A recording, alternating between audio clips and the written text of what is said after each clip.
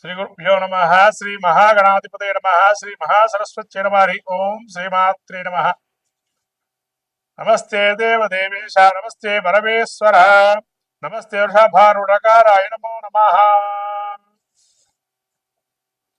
మార్చి రాశి ఫలితాలు, పాల్గొన మాసం యొక్క రాశి ఫలితాలు చెప్పుకునే ముందు మనము ఈ యొక్క మహత్తరమైనటువంటి మార్చి మాసంలో మనకు వచ్చేటువంటి పండుగల్లో ముఖ్యంగా నరసింహస్వామికి సంబంధించినటువంటి ఉత్సవాలు, నరసింహ ద్వాదశి అని, ఆమలక పూజ అని అదే రోజున, అట్లానే కామదహనం. ప్రత్యేకంగా మనకు సకలమైనటువంటి కీడులు, అంటే కీడు అనేది ఇక్కడ కాదు, ఇక్కడ కోరిక మనస్సులో ఏది సంచరించకుండా జన్మరాహిత్యం పొందటానికి ఏకైక రోజు కామదహనం. ప్రత్యేకంగా మనకు పురాణం చెప్పబడినటువంటి కామదహనం.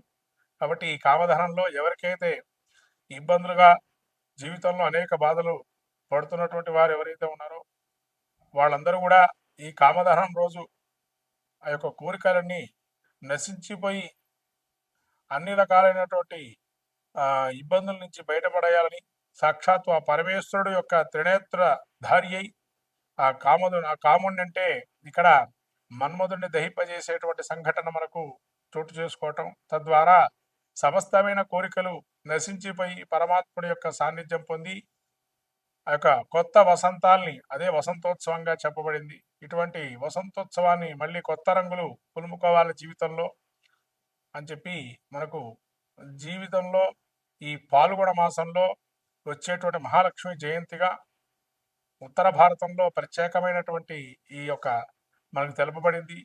అట్లనే బృందావనంలో కృష్ణుడికి అనేక రకాల గోపికలతో ఆ యొక్క తన యొక్క ప్రేమామృతాన్ని కురిపించినటువంటి, తద్వారా లోకమంతా ప్రకృతి సిద్ధమైనటువంటి ప్రకృతిలో మనం ఎట్లా ప్రేమత్వాన్ని చూపించాలి, ప్రేమతత్వాన్ని అని చెప్పి కృష్ణుడు బోధించేటువంటి వసంతోత్సవము. ఇటువంటి లీలా మానుష విగ్రహమైన శ్రీకృష్ణుని యొక్క విశేషమైనటువంటి గుణగానాలు స్థితించి భగవత్తు యొక్క లీలను తెలియజెప్పేదే ఈ కామదహనం. అట్లానే మనకు చివరగా ఇంకా ఈ యొక్క మాసంలో లక్ష్మీ సింహస్వామికి సంబంధించి ప్రత్యేకమైనటువంటి స్వయంభూ దేవత స్థలాల్లో అనేక ఉత్సవాలు జరపటం.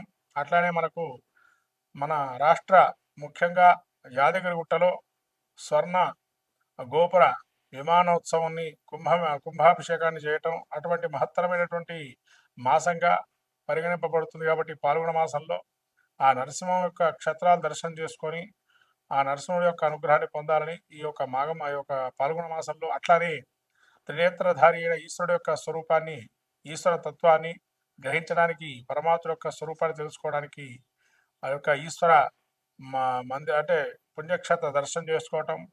అట్లనే కొత్త ఉగాదికి మనకు అనేక రకాలైనటువంటి ఇబ్బందుల్ని తొలగిపోయి నూతనమైనటువంటి మళ్ళీ సంవత్సరంగా మనకు ప్రసాదించే అనేక దేవతా తీర్థక్షేత్ర దర్శనాలు, ఇటువంటివన్నీ కూడా ఈ యొక్క పాల్గొన మాసంలో చేసుకుంటే విశేషమైనటువంటి ఫలితాన్ని పొందుతారని మనకు ధర్మ శాస్త్రం తెలుపబడింది. కాబట్టి ఈ మాఘమాసంలో ఇటువంటి మహత్తరమైన పుణ్య పర్వదినాలను మనం చేసుకుని సాక్షాత్ ఆ యొక్క ఈశ్వరుడు అట్లానే మహావిష్ణు స్వరూపమైన నరసింహస్వామి అనుగ్రహాన్ని పొంది సకలమైన విజయాలు పొందాలని ఈ యొక్క పాల్గొన మాసంలో మనం ముందుగా ద్వాదశ రాశి ఫలితాలు చెప్పుకుందాం. కుంభరాశి యొక్క ఫలితాలు చూసినట్టయితే ముఖ్యంగా ధనిష్ట నక్షత్రం 3-4 పాదాలు, శ్రవణ నక్షత్రం ఈ యొక్క శతభిష నక్షత్రం 4 పాదాలు, పూర్వభాద్ర నక్షత్రం 1-2 పాదాలు ఈ యొక్క కుంభరాశి. ఈ కుంభరాశి యొక్క స్థితి చూసినట్టయితే ముఖ్యంగా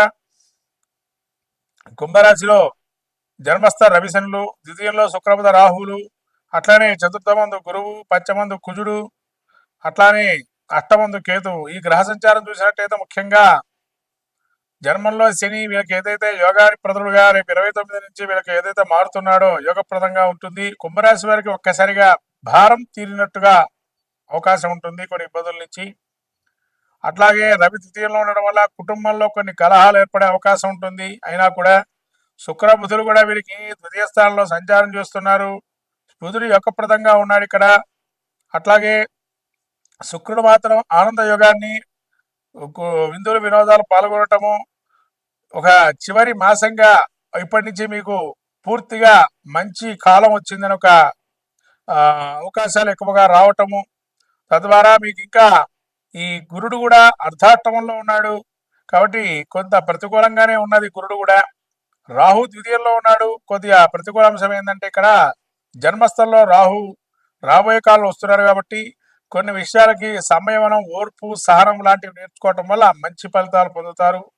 అట్లానే వీరికి కుజుడు పంచమంలో ఉన్నారు. తొందరగా కోపం రావటం, లేదా చేసే వృత్తిలో అక్కడ కోపంగా మాట్లాడటం, పరుషంగా మాట్లాడటం వల్ల వాళ్ళు మిమ్మల్ని అపార్థం చేసుకొని ఇంత కోపంగా ఉండేవాడు ఉద్యోగంలో అవసరం లేదని చెప్పి ఇబ్బందులు పడే అవకాశం ఉంటుంది. జాగ్రత్తగా చూసుకోవడం మంచిది. ఉద్యోగరీత్యా కుంభరాశి వారికి పాదాలు కానీ లేకపోతే మోకాళ్ళకు సంబంధించి కానీ ఇబ్బందులు కలిగే అవకాశం ఉంటుంది. అట్లానే పంచమంలో కుజుడు ఉన్నారు కాబట్టి భుజాలకు కానీ లేదా ఒక భుజం వెనక వైపు ఉన్న వెనుక కానీ ఇబ్బందులు, శస్త్రచికిత్స జరిగే అవకాశం ఉంటుంది. జాగ్రత్తగా ఉండడం మంచిది. అట్లనే కేతువు అష్టమంలో ఉండడం వల్ల ఆకస్మికమైనటువంటి కొన్ని సంఘటనలు జరగటం, ప్రయాణాలు కానీ, అనారోగ్యం కానీ, అట్లనే ఆకస్మిక ధన ప్రాప్తి కానీ కలిగే అవకాశం ఉంటుంది.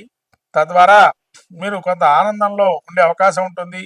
అదే కనుక అనారోగ్యం అయితే కనుక ఈ చికిత్స చేసుకోవటం వల్ల మంచిని పొందుతారని చెప్పి వైద్యుడు చెప్పడంతో ఆ యొక్క ఇబ్బంది నుంచి కూడా బయటపడతారు.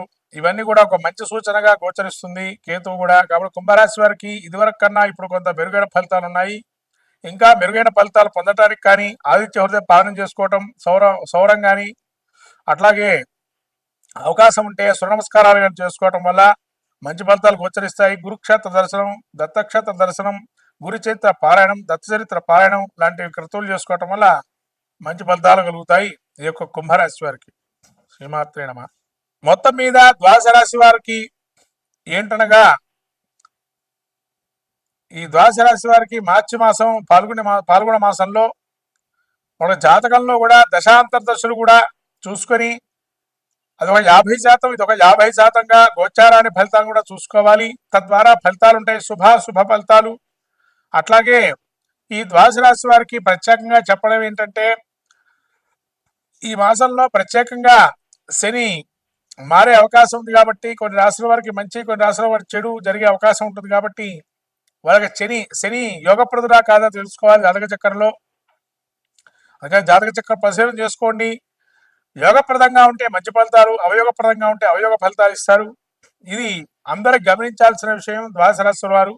కాబట్టి ఈ గమనించినటువంటి విషయాన్ని మీరు మళ్ళీ ఒకసారి పునఃసమీక్షించుకొని జాతక చక్రాన్ని, తద్వారా దానికి సంబంధించిన శాంతి ప్రక్రియలు చేసుకోవటం అనేది మంచిది.